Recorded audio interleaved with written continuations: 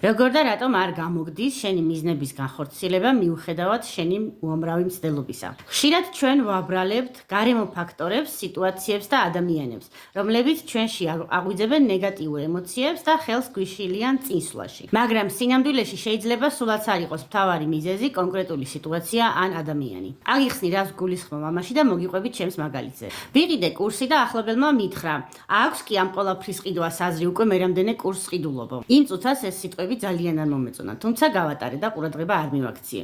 მაგრამ შემდეგ რამდენჯერაც ვცადე, რომ კურსზე ჩამჯდარიყავი და გამევლო, იმდენჯერ წინააღმდეგობაში მოვდიოდი საკუთარ თავთან და ბოლოს ვიფიქრე, რომ ჩემმა ახლობელმა დამთარსა და ამიტომ არ გამომდიოდა კურსის გავლა. თუმცა ნურას უკაცრავად და სულაც არ იყო მთავარი მიზეზი ეს.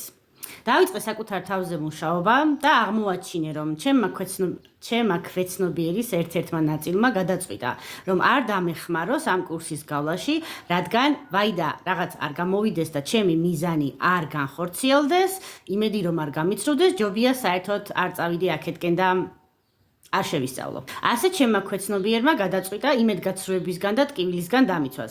მაგრამ რეალობაში აღმოჩნდა, რომ ხელს მიშლის და პირიქით არ მაძლევს უფლებას, რომ წავიდე წინ და განვითარდე. და ხანდახან, როდესაც შენს მიზნებს ვერ ახორციელებ, ეს შეიძლება სულაც არ იყოს დამოკიდებული გარე ფაქტორებზე ან ადამიანებზე და იყოს დამოკიდებული შენს ქვეცნობიერზე, რადგან მან ჩათვალა, რომ ასე შენ გიცავს. ამიტომ გირჩევ, რაც შეიძლება ხშირად დაუსვა საკუთარ თავს სასარგებლო კითხვები და გქონდეს საკუთარ თავთან ღრმა და მჭიდრო კავშირი, იმისათვის, რომ შენი ცხოვრება გახდეს კიდევ უფრო ჰარმონიული. გისურვებ საკუთარ თავთან სიღრმისეულ კავშირს და მეტ ჰარმონიას. არ დაგავიწყდეს ჩემი გვერდის მოწონება. აქ კიდევ ბევრ საინტერესოს ნახავ.